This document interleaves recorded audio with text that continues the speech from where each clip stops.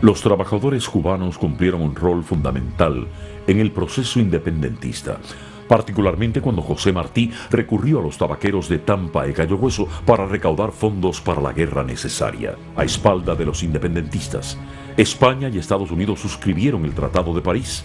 Posteriormente, Washington impuso la enmienda Platt y la independencia llegó con un lastre que el patriotismo mostrado por los cubanos no merecía. La República, a pesar de sus limitaciones impuestas y la devastación causada por la guerra, inició una dura marcha hacia el progreso en el que la disciplina, dedicación, habilidades e inventiva de los trabajadores cumplió un rol fundamental. La sociedad civil se organizó. Junto a los partidos políticos y agrupaciones empresariales, el movimiento sindical se estructuró, proceso en el que participaron todas las fuerzas políticas del país, pero en que los anarquistas de la Alianza de Trabajadores cumplieron un rol muy importante. Durante la Primera República se produjeron numerosas huelgas en las que el movimiento obrero se fortalecía y preparaba para obtener nuevas reivindicaciones. El movimiento obrero en la República empieza de una manera un poco amorfa con una Liga General de Trabajadores. Poco a poco se va refinando o adquiriendo una personalidad más definida cuando se empieza a diversificar.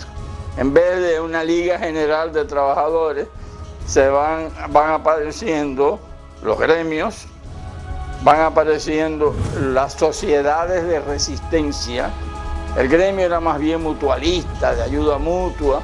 Ya las sociedades de resistencia tienen un espíritu clasista y de acción y de reivindicación.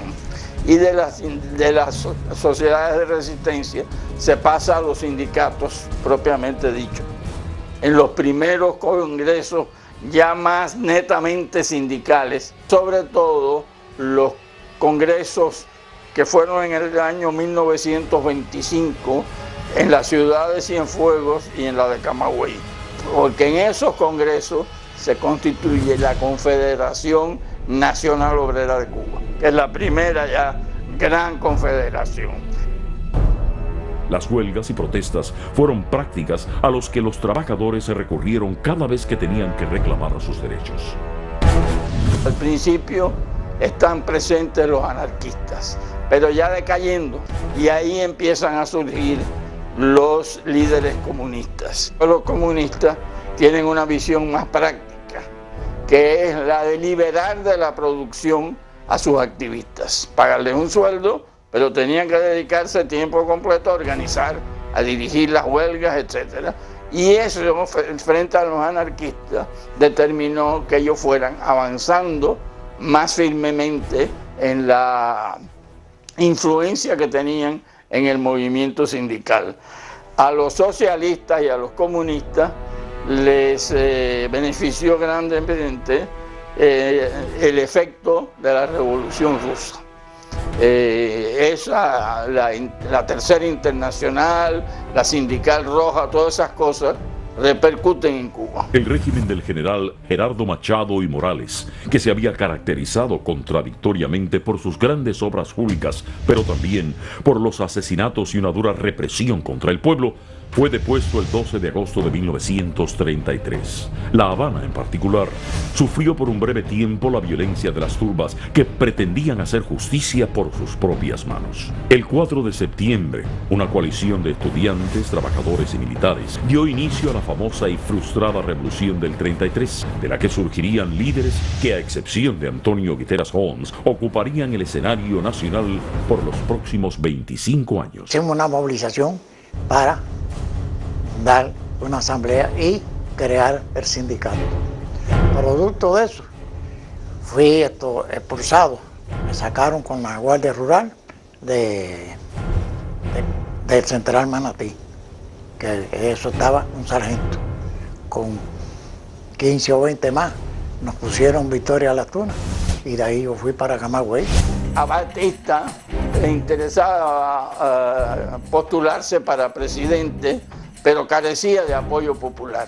Batista siempre estuvo ansiando tener respaldo popular, ser un hombre popular, y nunca lo fue. Pero en ese momento, a fines de los años 30, él piensa que en el socialismo, en el comunismo, podía encontrar masas, podía encontrar gente que le siguiera.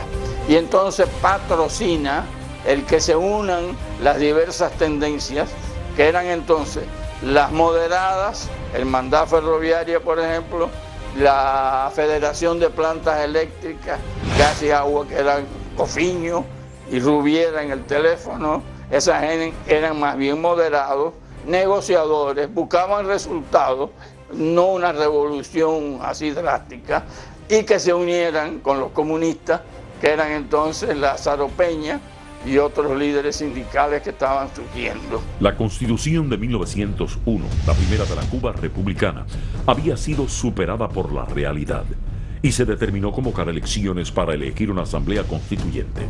1940, representativa de todas las corrientes políticas vigentes en el país, incluyendo 6 delegados por el Partido Comunista de Cuba, entre ellos Blas Roca, que después confeccionaría sin asamblea constituyente y sin oposición la Constitución Comunista de 1976. La década de 1940, indudablemente, hubo un pacto político. El Partido Comunista, en esa época se llamaba así todavía, en realidad formó parte del gobierno. En primer lugar, con ministros, hubo 2 ministros sin cartera, uno de ellos Carlos Rafael Rodríguez y el otro Juan Marinelo.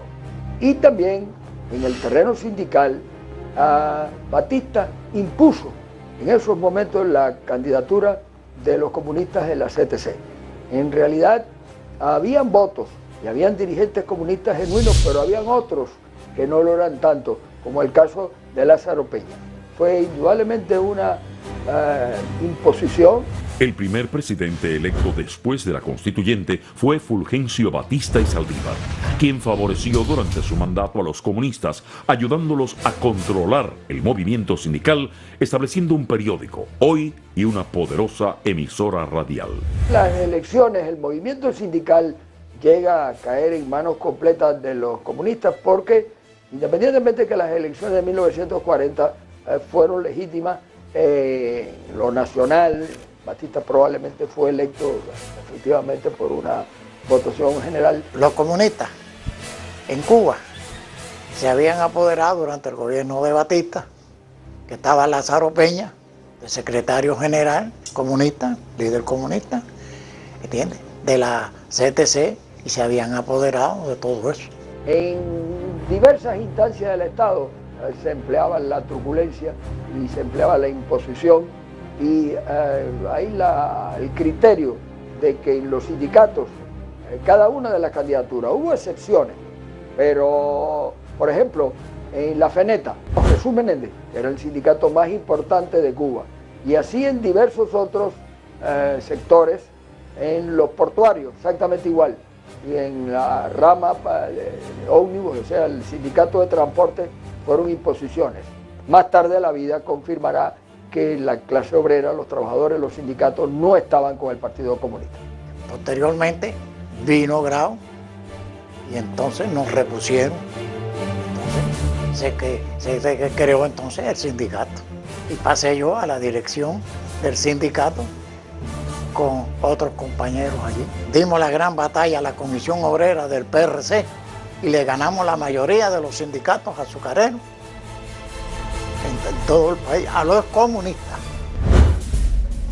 Entre ellos Central Manatí, que era de donde yo arranqué como dirigente.